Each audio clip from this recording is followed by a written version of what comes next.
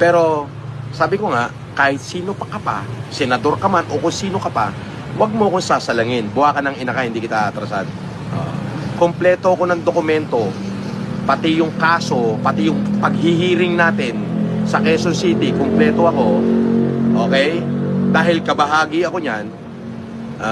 Okay? So, nasa akin yan, nakatago. Pero, ulitin ko, hindi ko yan nilabas para manira ng kapwa ko. Kung sino yung naglabas niyan, yun ang sampal-sampalin nyo sa muka. At kung sino yung nagpapakalat niyan, yun uli yung sampal-sampalin nyo sa muka. Dapat, Senator Manny Pacquiao, sinampal-sampal mo sa mukha yan si Makagago eh.